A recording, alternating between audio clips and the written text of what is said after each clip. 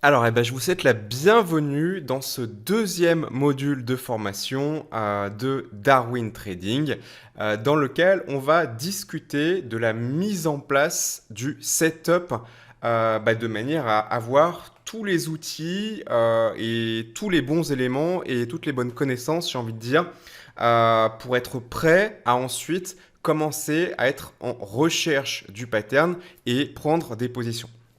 Donc on va pas encore travailler directement sur l'analyse technique dans ce module. On va simplement faire un travail préparatoire, mais un travail préparatoire qui est absolument, absolument obligatoire.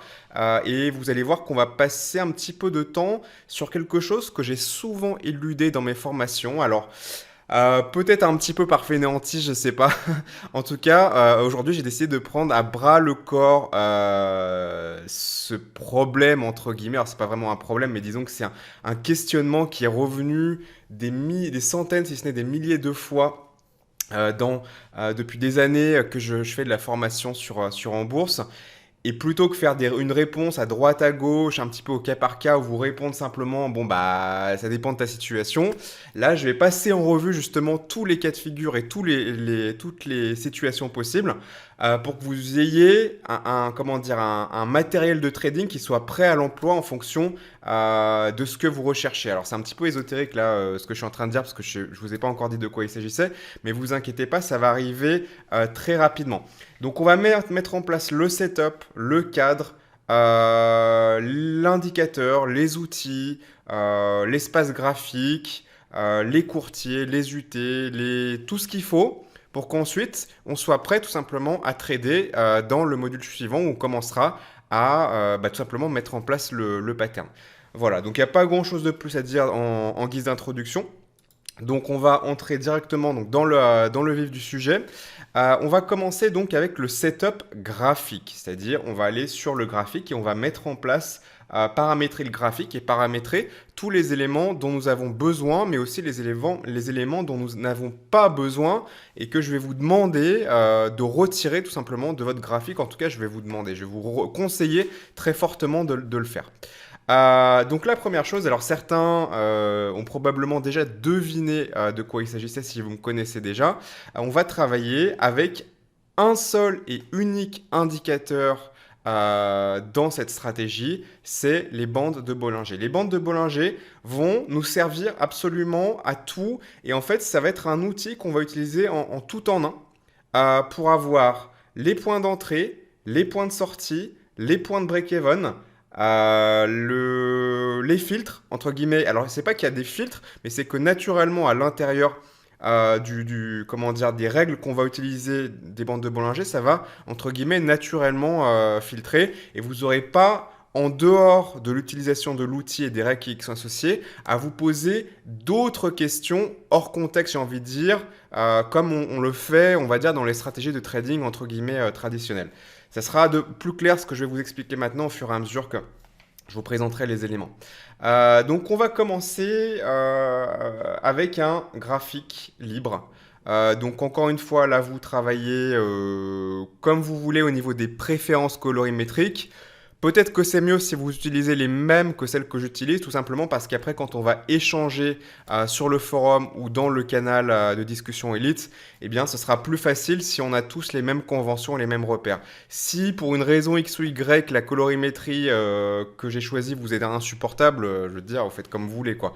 Simplement, si c'est pas le cas, si ça vous dérange pas, c'est mieux si on essaye d'homogénéiser ça pour des questions de normalisation. Donc moi, vous le savez, mais je vais vous le redire au cas où vous l'ayez zappé ou oublié, je travaille toujours avec un fond noir sur mes graphiques pour une raison très simple, c'est que le fond blanc, en fait, ça envoie de la lumière. Le noir, comment dire, par essence, c'est l'absence de lumière, donc ça veut dire que ça ne renvoie pas, en l'occurrence sur un écran, ça n'envoie pas tout simplement d'énergie lumineuse dans la rétine.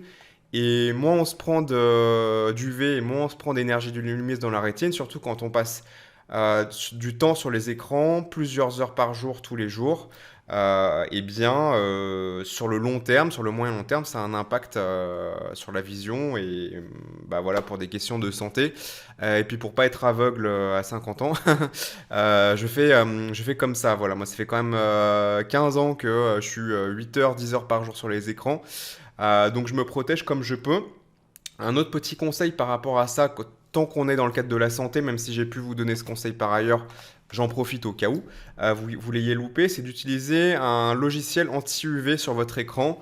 Moi j'utilise Flux, donc je peux vous montrer, voilà, comme ceci. Donc ça c'est f.lux, donc vous tapez f.lux sur internet, c'est un logiciel qui est gratuit, hein, que vous installez en deux secondes. Moi je suis sur Windows, probablement qu'il existe en version Mac, ou alors en tout cas qu'il existe un équivalent sur Mac, très probablement. Donc l'idée, il travaille tout seul. Vous paramétrez simplement votre fuseau horaire pour qu'il comprenne à quel endroit vous êtes. Et donc par conséquent, en fonction de l'endroit où vous êtes sur la Terre, quand est-ce qu'il fait jour et quand est-ce qu'il fait nuit. Parce que l'idée, c'est que plus il va faire nuit et plus vous allez avoir une absence de lumière extérieure et plus il va appliquer un filtre UV de plus en plus puissant pour éviter en fait de vous éclater les yeux, parce que si vous êtes complètement dans le noir et que la seule source lumineuse est juste en face de vous, eh bien ça fatigue et ça abîme plus rapidement vos yeux. Donc l'idée c'est que moins vous avez de lumière environnante parce qu'il fait nuit tout simplement, et plus il va baisser en fait les UV qui sont envoyés par votre écran. Donc ça a un léger impact sur la colorimétrie. Vous allez voir que quand le filtre est actif, là je suis en journée, donc là le filtre n'est pas actif, parce qu'il y a suffisamment de lumière autour de moi, il le sait, parce qu'il sait dans quel fuseau horaire je suis. Eh bien ça va appliquer une espèce de filtre orange. C'est pas très gênant, on s'y habitue. Et ça vraiment, vraiment, vous êtes vraiment à la nuit à pas vous éclater les yeux. Et aussi, si vous, comment dire, si vous faites de l'écran pas longtemps avant d'aller vous coucher, alors normalement c'est mieux de plus faire d'écran du tout, au moins 1 heure avant d'aller vous coucher, mais si c'est le cas, ça va aussi habituer votre cerveau en fait à basculer en mode sommeil. Si vous avez trop de lumière dans la rétine, votre cerveau croit que c'est le jour, il continue d'envoyer certaines hormones qui sécrètent pendant la journée, donc du coup ça va être plus difficile de trouver l'endormissement. Donc voilà par rapport à ça. Donc fond noir, petit logiciel Flux. Ensuite, bon bah là les couleurs de bougie, c'est vert et rouge, hein, ça c'est le classique. Vous pouvez utiliser différemment, mais je pense que ça c'est assez communément utilisé, il n'y a pas de problème par rapport à ça. Donc maintenant on va commencer à installer les choses dont nous avons besoin, et ensuite je vais pointer les choses dont nous avons besoin habituellement et dont nous n'aurons pas besoin ici. Donc ça va être vite fait entre guillemets, même si je vais prendre le temps de bien l'expliquer. On va commencer par des bandes de Bollinger sur notre unité de temps de travail en 2.20. Donc 2.20, qu'est-ce que c'est? C'est simplement le paramétrage de base des bandes de Bollinger, tout simplement parce qu'on veut celui qui est le plus utilisé, qui est le plus vu, et puis qui correspond tout simplement à des valeurs médianes. Et donc après, comme on va travailler avec les extrêmes, bah, ce sera les extrêmes les plus souvent, qui sont le plus souvent considérés à juste titre comme extrêmes. Donc les Bollinger Bands. Voilà, donc évidemment, là par défaut, sur mon outil cotation, elles sont en 22. Donc vérifiez si vous les utilisez sur votre courtier que c'est bien en 22. Alors 22, qu'est-ce que ça veut dire pour ceux qui ne connaissent pas ou pas bien les bandes de Bollinger? 20, c'est le nombre de périodes qui est utilisé pour lisser tout simplement la progression des bandes de Bollinger. Donc 20, ça veut dire qu'on prend les 20 dernières périodes et qu'on divise le chiffre par 20. Enfin, on additionne les 20 dernières périodes et ensuite on divise par 20 de manière à avoir la moyenne, et on recalcule évidemment de nouveau ce chiffre à chaque nouvelle période. Donc ce chiffre-là est utilisé notamment pour la médiane qui est entre les deux bandes de Bollinger, donc la bande supérieure et la bande inférieure. C'est tout simplement une moyenne mobile à 20 périodes simple, sur laquelle justement s'appuient les bandes de Bollinger. Ensuite, en ce qui concerne, alors je sais pas pourquoi ils appellent ça mult, je sais pas ce que ça veut dire, c'est peut-être faux ou bizarre. On parle ici, ce chiffre 2 ici, des déviations standards. Donc ça, c'est très important de bien comprendre ce phénomène de déviation standard. Donc pour ce faire, je vais commencer par paramétrer la macrocolorimétrie, parce que sinon là on voit absolument rien, et après je vais vous expliquer. Donc déviation standard, pour information, en français ça s'appelle écart type. Voilà, donc standard de déviation en anglais, écart type en français. Je vais vous montrer dans quelques instants comment ça fonctionne. C'est très très très important que vous compreniez. Vous inquiétez pas, je vais pas rentrer dans des mathématiques complexes. Moi-même, je suis pas un grand mathématicien, mais je vais simplement aller à l'essentiel de l'explication en français pour que vous compreniez ce phénomène. Même si vous utilisez déjà les bandes de Bollinger, même si vous pensez savoir comment ça fonctionne, je pense qu'une grande partie d'entre vous, malgré tout, ça va être un bon rafraîchissement de bien comprendre dans la réalité, j'ai envie de dire, à quoi ça correspond et pourquoi les bandes de Bollinger, donc la borne haute et la borne basse, à n'importe quel moment sont là et pas ailleurs, entre guillemets. Donc, on est à 20 sur la moyenne mobile et 2 déviations standards. Je vais vous expliquer à quoi correspond le calcul dans quelques instants. Donc, on va garder la médiane. On va simplement, voilà, je vais simplement augmenter l'épaisseur. Donc, je vous conseille de faire pareil. Donc, vous gagnez la médiane, le supérieur, l'inférieur. Background, moi, je l'utilise pas, je l'enlève. Là, je vous conseille la médiane de la mettre un peu plus fine que les bandes parce qu'elle va nous servir moins souvent et c'est pas la peine de trop alourdir ce qui est sur le graphique pour me permettre de continuer à bien le lire. Au niveau des couleurs, moi ce que j'utilise sur cette première bande de Bollinger, on va en utiliser deux. Ça c'est celle de l'unité de temps de travail. J'utilise le blanc tout simplement. Vous pouvez utiliser autre chose, mais encore une fois, en termes de convention, c'est mieux si vous utilisez la même chose que moi. Donc blanc, blanc et blanc. Voilà. Et comme ça, moi j'aime bien le blanc parce qu'on voit quand même bien, comme on est noir, sur fond noir, bah, ça ressort bien, mais en même temps c'est pas une couleur agressive, enfin c'est même pas une couleur du coup le blanc, ou c'est toutes les couleurs, on peut le dire comme ça plutôt. Mais disons que c'est pas agressif, on a déjà le vert et le rouge, et donc du coup c'est neutre et en même temps ça ressort bien. Donc c'est pour ça aussi, les couleurs que j'utilise, c'est pas juste parce que j'aime bien le blanc ou j'aime bien, c'est aussi, il y a des raisons quand même, il y a une réflexion derrière. Ça fait un petit moment que, tout juste 15 ans que j'ai eu le temps de réfléchir à la question, donc vous pouvez aussi me faire confiance. Donc, on voit mieux. Alors, je vais même aller encore un peu plus loin et je vais utiliser pour les bandes extérieures un peu moins comment dire, un peu moins de transparence pour qu'on le voit encore un peu mieux. Inférieur. Merde, c'est pas le bon justement. C'est celui-là, je voulais le laisser un peu transparent. Et par contre, celle-là, je vais les mettre sans transparence. Voilà. Comme ça, c'est encore mieux. Puis, on risque pas de confondre parce qu'il y a des cas de figure où si on fait pas très gaffe, surtout quand il va y avoir la deuxième et que ça va être ça va être un petit peu dense en termes d'information, de pas confondre ce trait-là avec les traits extérieurs. Ça m'est arrivé, donc c'est mieux d'avoir une différenciation un petit peu plus nette. Donc, comment est-ce que ça fonctionne ici? On a une moyenne mobile 20 simple, qui est celle-ci. Et on applique à n'importe quelle période un calcul de deux déviations standards. Je vais vous montrer dans quelques instants le fonctionnement de base, enfin la logique de la déviation standard ou de l'écart type. On applique à n'importe quel moment sur cette moyenne mobile plus deux déviations standards. Donc je vais commencer à dessiner parce que sinon, voilà, on ne va pas s'en sortir. Il n'y a pas de raison. Donc on est, mettons ici, ok. On va sur ce point-là de la moyenne mobile 20 à ce moment-là. On va appliquer plus de déviation standard qui va nous amener ici et moins de déviation standard qui va nous amener ici. Et à chaque point, on recalcule et en fait, on lit les points entre eux et du coup, ça fait un trait. Mais que ce soit la moyenne mobile ou ces bandes, il faut bien que vous compreniez, en fait, c'est pas un trait, hein. C'est des points qui sont reliés entre eux pour faciliter la lecture graphique. Mais en fait, c'est le calcul à cette bougie, le calcul à cette bougie, le calcul à cette bougie. Et après, on relie les points comme, vous savez, comme on faisait quand on était gamin et qu'on avait les bouquins de dessin où on a des points avec des numéros et quand on les a reliés, on voit le dessin apparaître. Et là, c'est la même chose. On se représente mieux les choses en reliant les points. De la même manière que sur les dessins d'enfants, tant que vous n'avez pas relié les points, vous voyez un éclatement de points qui n'a pas de signification. Et quand vous reliez les points, en fait, c'est la même chose, mais vous voyez la signification et le sens émerger. Et là, c'est exactement la même façon. On voit le sens émerger au-delà du calcul mathématique, en fait.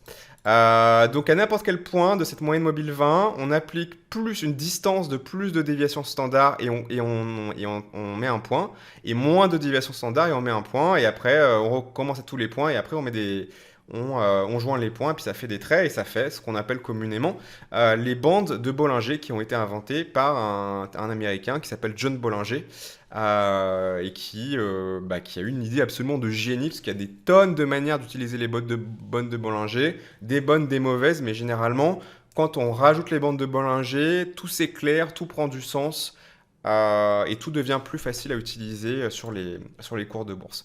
Donc ça, c'est l'application graphique. Maintenant, je vais quand même prendre quelques instants pour essayer de vous expliquer le principe de l'écart type et à quoi cette distance-là correspond. Alors, on va faire un petit tour sur Wikipédia, tout simplement. Donc, si vous êtes curieux et que vous voulez un petit peu avoir davantage d'informations sur le principe de l'écart type, encore une fois, standard déviation et écart type, c'est la même chose, mais c'est en anglais ou en français.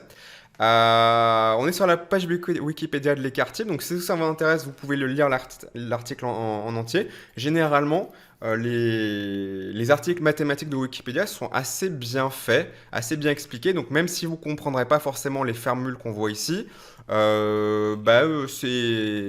culturellement, c'est quand même assez instructif et on peut quand même arriver à capter un certain nombre d'informations. Donc, je vais vous passer les calculs mathématiques et on va aller directement. Tiens, d'ailleurs, ils utilisent, c'est un super intéressant quand même, c'est à tel point important et communément utilisé les bandes de Bollinger que du coup, vous voyez qu'il y a des exemples sur Wikipédia de graphiques boursiers. C'est quand même quelque chose d'intéressant. Vous voyez, généralement, ils ne vont pas jusque-là, donc ça veut quand même bien dire à quel point les bandes de Bollinger, l'écart type, ont une importance absolument cruciale en bourse si la page Wikipédia le mentionne.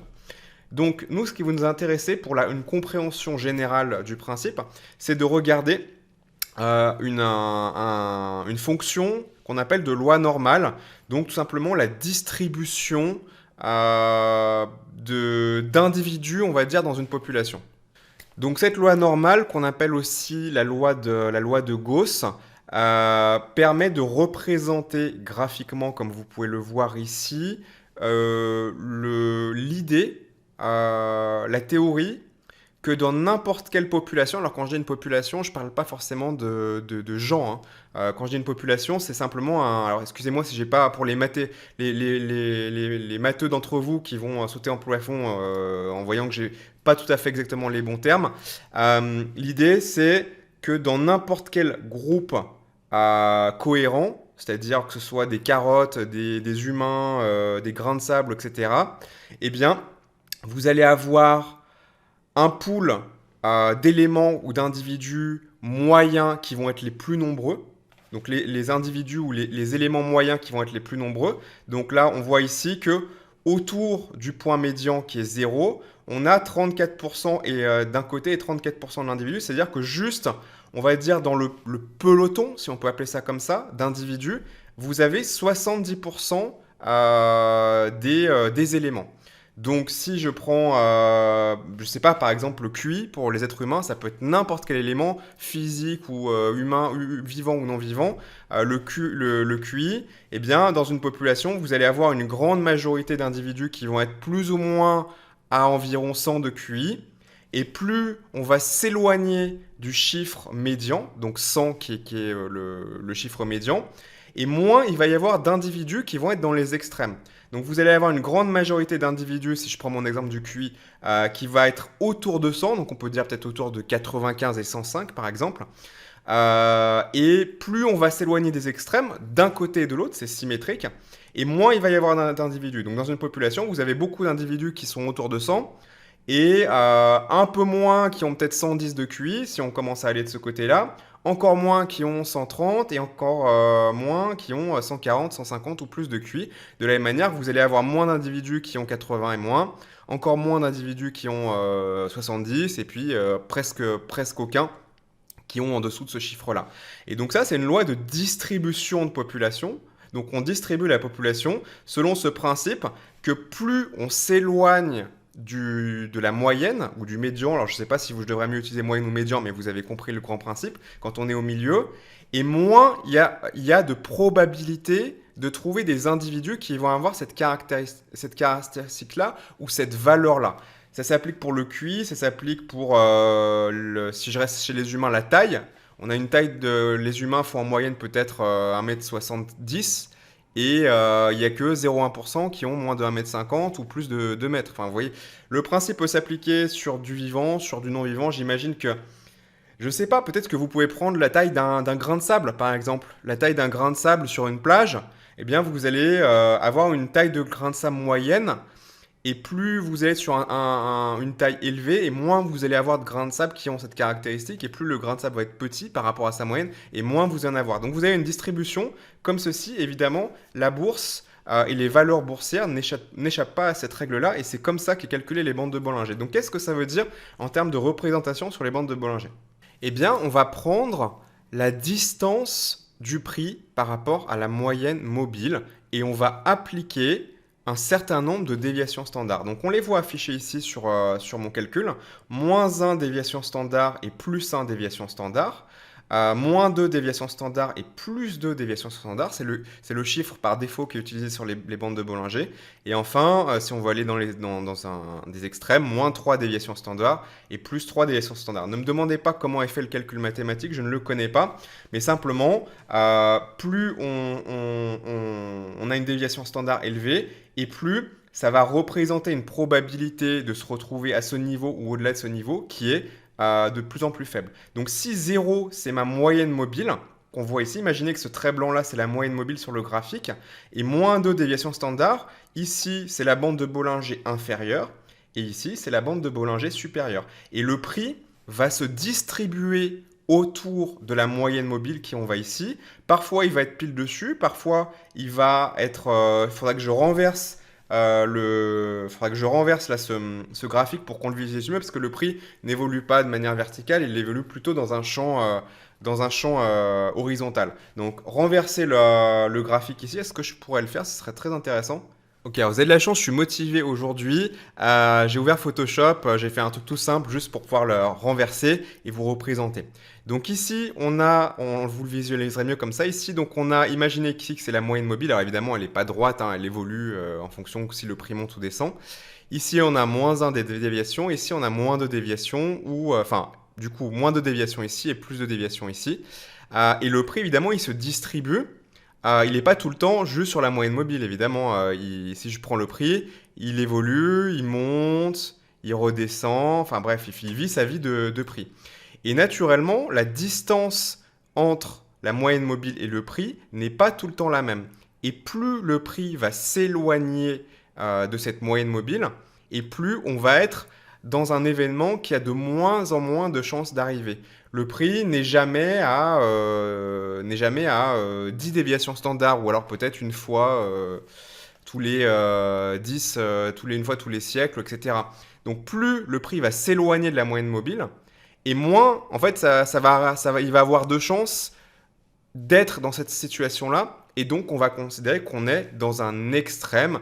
Et après, on va être avec les extrêmes, parce que les extrêmes, évidemment, ça ne reste pas statistiquement et probabilistiquement des extrêmes, ça revient, et c'est justement cet endroit-là que ça va nous intéresser de prendre position. Donc, les bandes de Bollinger, si j'utilise une autre couleur, je sais pas, du bleu par exemple, voilà, on a notre bande de Bollinger à moins de déviation qui est ici et ici. Et vous voyez qu'il y a des moments où le prix est près de la moyenne mobile, des moments où il s'en éloigne pour aller à moins 2 déviations, et des moments où il s'en éloigne encore plus pour aller à moins 1 déviation et pour aller à moins 2 déviations, voire au-delà. Hein. Les moins de déviations n'est pas une barrière.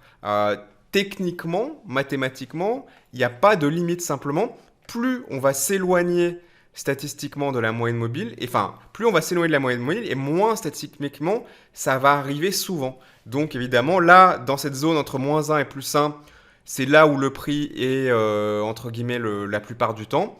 À moins 2, il commence à y être plus rarement, et généralement, un événement rare, ça dure pas longtemps. Donc ça dure pas longtemps, donc ça revient, et évidemment, dans cette zone-là, et puis évidemment dans cette zone-là ici, ça va être intéressant de travailler avec les fameuses bandes de Bollinger en 2 déviations, plus 2 au-dessus et moins 2 en dessous. Voilà pour résumer très simplement, sans entrer dans des calculs mathématiques que de toute façon je ne maîtrise pas, la compréhension du phénomène des bandes de Bollinger. Donc maintenant que je vous ai expliqué ça du mieux que je le pouvais, si des matheux veulent préciser les choses sur le forum ou dans le canal de discussion élite, ils seront les bienvenus. Donc on applique à chaque période, sur la moyenne mobile 20 qu'on voit au milieu ici, plus de déviations standard, moins de déviations standard, et on recommence. Et on voit que naturellement, le prix va se distribuer autour de la moyenne mobile. Et le fait d'être en contact, voire même au-delà des deux déviations, est un événement qui va arriver, on va dire, relativement peu souvent. Et quand il va être au-delà des déviations standards, ça ne va jamais, jamais durer longtemps. Vous voyez que là, ça déborde un petit peu, ça dure pas longtemps, ça repart. Là, ça déborde, ça repart. Là, ça déborde, ça repart. Là, ça déborde, je vais entourer, ça sera encore plus clair. Hop, voilà. Ici, ici, ici, ici, ici, ici.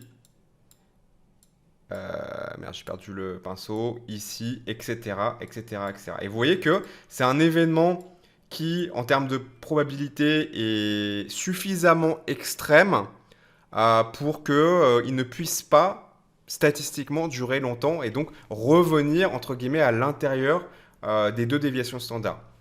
Alors, ce qui est bien avec deux déviations standards, et c'est pour ça que c'est utilisé, c'est que c'est un compromis en réalité. Vous voyez que finalement, le prix en réalité, même si il a du mal, entre guillemets, à rester au-delà de deux déviations standards et il n'y reste pas longtemps, il vient quand même au contact assez régulièrement. Si on prenait par exemple trois déviations standards, je peux le faire, hein. Voilà. OK. Et bien vous voyez que en fait, ça épaissit entre guillemets les bandes, si on le dit comme ça. Et vous voyez que finalement, tous les points de contact qu'on avait avant, bah en fait, celui-là, il y est plus. Celui-là, il y est encore. Celui-là, il y est encore. Celui-là, il y est plus. Celui-là, il y est plus. Ça, c'était juste pour vous montrer un calcul, on s'en fout, je vais l'enlever. Tac. Celui-là, il y est encore. Et celui-là, il y est encore. Donc ça, on a enlevé. Donc, ça veut dire que statistiquement, ça arrive moins souvent quand on est à trois déviations standards qu'à trois déviations standards d'être en contact. Et vous voyez bien qu'ici, j'ai pas rajouté des points de contact, j'en ai enlevé. Et si on allait à quatre déviations standards, ça arriverait encore moins souvent, etc., etc. Donc deux déviations standards, c'est le compromis entre arriver que ce soit suffisamment à un extrême pour que le prix réagisse dessus, mais malgré tout, que ça arrive quand même suffisamment souvent pour qu'on ait un maximum d'opportunités. Voilà. Si certains veulent faire des tests avec trois déviations standards et voir si le compromis entre certes moins d'opportunités mais elles sont meilleures, au final fait augmenter plus vite le gain boursier, ça fait partie des backtests qu'on n'a pas fait. Pour être très honnête avec vous, on aurait pu effectivement. Peut-être qu'on les fera. Peut-être que je vous donnerai des updates par rapport à ça si moi et François ou quelqu'un parmi les membres a envie de regarder. En tout cas, le principe est le même. Et après, ce sera à vous de voir simplement. Mais généralement, deux déviations standards, c'est ce que tout le monde utilise. Ça permet d'avoir quand même des opportunités assez régulièrement. Et malgré tout, c'est des points qui sont suffisamment dispare en termes de probabilité. Vous voyez qu'à deux déviations standards, on a seulement 2,1 plus 0,1, on a seulement 2,2% des événements qui se produisent au-delà de deux déviations standards. Et là, 2,1 et 0,1, pareil, 2,2% des événements. Donc, on est quand même déjà suffisamment dans une zone entre guillemets extrême. Ok, donc on a installé notre première bande de Bollinger et le premier, entre guillemets, secret, parce que là j'ai quand même dit beaucoup de choses qui sont certes intéressantes, mais qui restent, on va dire, de l'information commune, on va dire, hein, c'est ce qui va commencer à faire la différence et créer l'edge, l'avantage concurrentiel sur le marché, c'est le fait d'appliquer sur le même graphique une deuxième bande de Bollinger qui va en fait être un réglage qui correspond aux bandes de Bollinger 22, mais de l'unité de temps supérieure. Donc en l'occurrence ici, on est sur une unité de temps 1 heure. L'unité de temps supérieure, c'est le H4. Donc on est 4 fois plus haut, entre guillemets. Donc on va multiplier le multiplicateur 4 à une bande de Bollinger. On pourrait utiliser en parallèle un graphique H4 en 22, mais du coup, on serait en permanence en train de jongler avec deux graphiques et on ne pourrait pas les superposer, donc ce serait très très très difficile à lire, un énorme casse-tête. Donc le mieux, c'est de les avoir les deux en superposition sur le même graphique. Et pour faire ça, on utilise un multiplicateur. Donc on va ajouter indicateur, une deuxième bande de Bollinger. Voilà, sauf que là, on va être sur l'unité supérieure, donc il y a 4 fois plus pour passer de H1 à H4. Attention, parce que si vous êtes par exemple en M5, il ne faut pas x4. De M5 à H1, il faut donc x 12. Voilà, donc là, je vous ai déjà préparé, il y a une petite coupure, j'en ai profité pour vous préparer donc la deuxième moyenne mobile. Donc ici, on est en x4 pour prendre les bandes de Bollinger de l'unité supérieure, donc le H4. Donc x4, donc 20 x 4, ça fait 80. Attention, ne multipliez pas la déviation doit rester 2. En revanche, la moyenne mobile, elle doit être multipliée par 4, donc en l'occurrence ici, c'est 80. Donc, au niveau des couleurs, moi je vais utiliser par convention, c'est moi qui définis la convention là, en jaune, parce que pareil, le jaune, ça ressort bien sur le noir, et c'est en même temps une couleur qui est suffisamment différente en termes de contraste entre le blanc et le jaune. Donc du coup, je trouve que c'est un bon compromis. Et puis c'est pas une couleur biaisée, le vert et le rouge. On a toujours un peu l'impression que c'est haut ou bas, comme du coup c'est ce qu'on utilise avec les bougies. Donc c'est une couleur neutre aussi entre guillemets en termes de directionnalité. Donc c'est pour ça que je l'ai choisi. Je mets une épaisseur un petit peu plus que les bandes de Bollinger blanches. Alors peut-être que là j'ai fait une bêtise. Non, c'est bon. Là je suis ici sur les blanches. Et par contre sur celle du dessus, je suis carrément à fond en épaisseur. Là, vous de voir si vous voulez vous mettre là, là ou là. Voilà. Pour les médianes, il faut qu'elles se voient un petit peu moins bien parce que sinon, ça a tendance à trop, comment dire, alourdir la visibilité. Je vais peut-être baisser encore un petit peu, voilà, la transparence. Mais en gros, l'idée de base est là. Une fois qu'on a ça, en fait, on est prêt à l'emploi. Donc, vous voyez que ça fait déjà malgré tout quand même pas mal de lignes qui vont venir sur le graphique. Donc, on n'a vraiment pas besoin d'alourdir davantage avec quoi que ce soit d'autre. Surtout que c'est inutile, donc ça tombe bien. Vous inquiétez pas, vous allez prendre l'habitude de le lire. Si c'est un peu trop violent pour vous, vous pouvez baisser un petit peu l'épaisseur ou la transparence des blanches. Moi, d'habitude, elles sont un petit peu moins épaisses ou transparentes, je sais plus, mais là, ça me choque. Donc, je vais corriger ça tout de suite pendant que j'essuie. Comment est-ce que je peux le faire? Si je le fais comme ça, voilà. Si je le fais comme ça, c'est déjà un petit peu mieux. Voilà. Trouvez votre compromis, mais l'idée, c'est blanc pour la 22 sur l'unité de travail et jaune sur la 22 de l'unité du dessus. Et on garde les médianes pour les deux, mais on les met plus fines pour qu'elles dérangent, entre guillemets, le moins possible, même si on doit les garder parce qu'on va évidemment s'en servir. Donc là, ce qui est très intéressant, c'est qu'en fait, le fait d'utiliser la bande de Bollinger de l'unité de temps supérieure va vous éviter, pas tous évidemment, parce qu'on ne peut pas avoir 100% de trade gagnant, mais va vous donner une edge, un avantage considérable pour ne pas vous faire piéger par les marchés et pour ne pas être à contre-temps dans un trade sans le savoir. Et le fait d'utiliser cette double, pas de double pression, mais double extrême, j'ai envie de dire, des bandes de Bollinger, va aussi augmenter dramatiquement vos chances de certitude d'être dans un événement très particulier de marché et donc par conséquent avoir une confiance plus forte dans le fait que vous pouvez y aller d'un point de vue statistique, hein.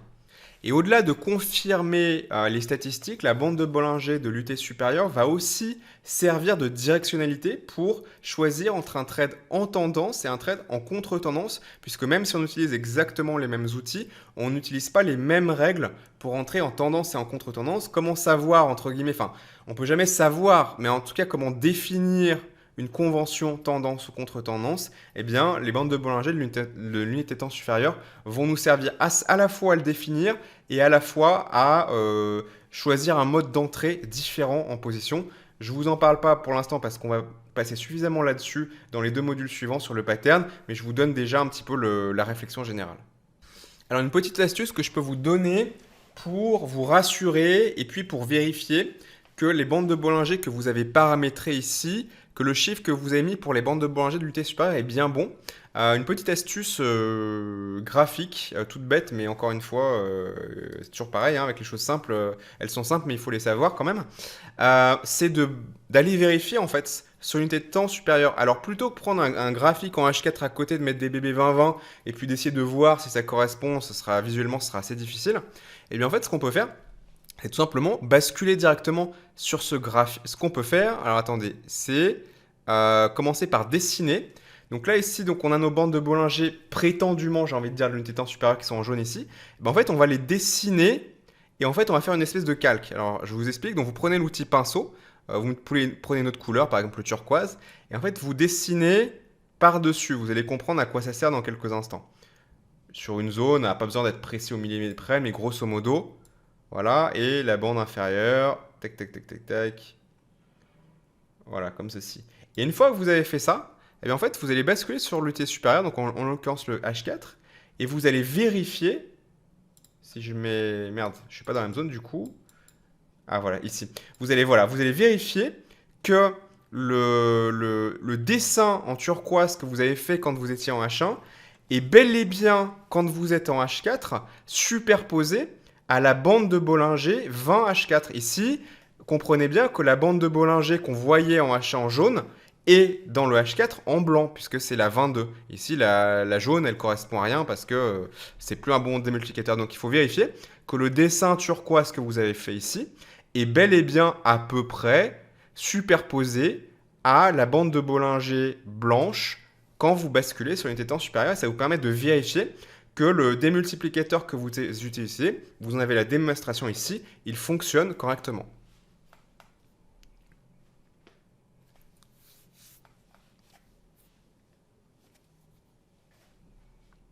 Voilà, donc c'est le même principe pour toutes les UT, donc je ne vais pas recommencer exactement le même exemple pour toutes, vous pourrez le faire vous-même. Moi en plus, pourquoi est-ce que j'ai choisi le H1 pour ces exemples? Parce que c'est mon UT de référence, de travail que je préfère pour appliquer ces stratégies. Ça ne veut pas dire que vous ne pouvez pas l'utiliser pour d'autres, mais moi j'aime bien ce compromis-là, il me simplifie la vie, c'est un bon compromis entre la qualité et la propreté de l'évolution du prix et en même temps le fait d'avoir suffisamment des opportunités. Tout est un compromis en bourse, c'est le mien, mais il n'y a pas d'impossibilité si vous voulez sur d'autres UT, mais j'aurai l'occasion d'en reparler ultérieurement. Au niveau du setup graphique, en fait, on est tout bon. Donc, les volumes, il n'y en a pas. Vous pouvez les garder au début si ça vous rassure pour valider entre guillemets l'affirmation théorique que je vous fais en vous disant que c'est pas intéressant de filtrer avec les volumes. Vous pourrez les rajouter et constater que oui, effectivement, c'est pas très intéressant d'utiliser les volumes dans cette stratégie. Ça va dépendre des classes d'actifs. Il y a des classes d'actifs où ça peut être un peu intéressant, d'autres pas du tout, notamment les cryptos, vu que c'est de l'offre et demande très pure, sans intermédiaire, c'est vraiment les acheteurs et les vendeurs qui s'affrontent ensemble et on le voit bien sur le prix sans toutes les merdes modernes entre guillemets qu'on a pu rajouter sur les autres classes d'actifs. Ça peut être un petit peu intéressant, mais globalement, c'est pas du tout une edge critique. Donc moi, j'ai préféré carrément le dégager pour pas être perturbé graphiquement. Euh, Pas de support résistance, donc vous voyez qu'il y a pas, je fais pas non plus de tracé de ce type-là, des lignes horizontales dans lesquelles je mets des extrêmes, hein, vous voyez ici et ici par exemple, ou des zones, etc. Donc on va pas traquer les supports résistance.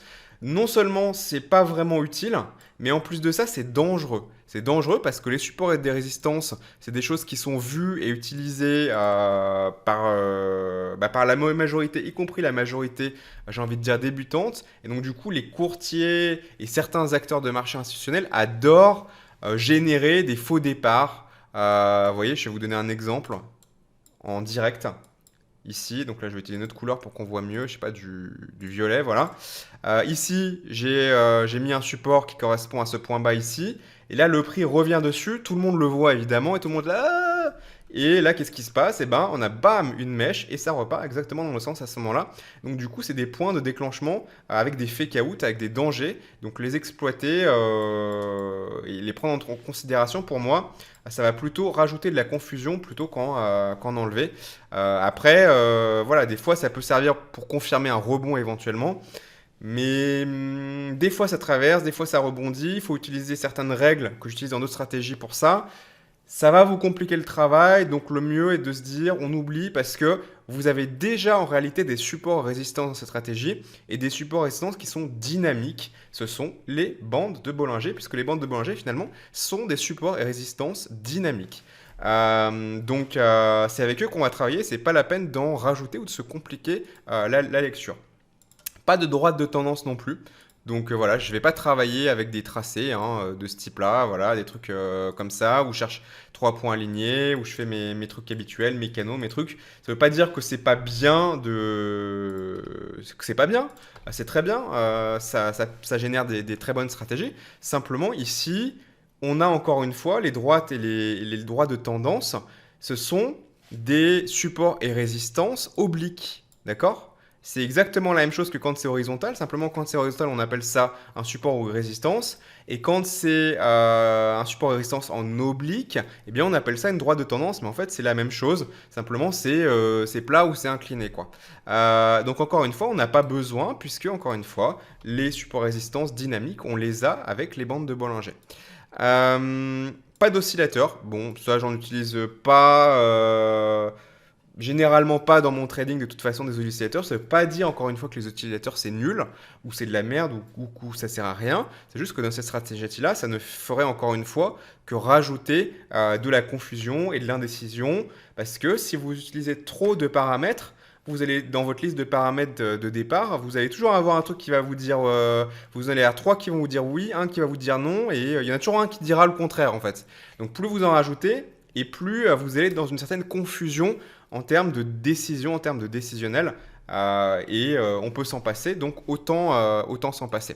Donc voilà, ben, le setup graphique est prêt. Donc bande de Bollinger de l'unité de travail en 22, bande de Bollinger de l'unité supérieure en 22, mais appliquée sur ce graphique en utilisant un démultiplicateur. Vérifiez bien que vous n'avez pas fait de conneries dans le calcul en utilisant la petite astuce de dessin que je vous ai montré. On est en blanc et enfin pour la BB de travail, et on est en jaune et en épais pour la BB supérieure. On garde les médianes et basta, on est prêt à l'emploi.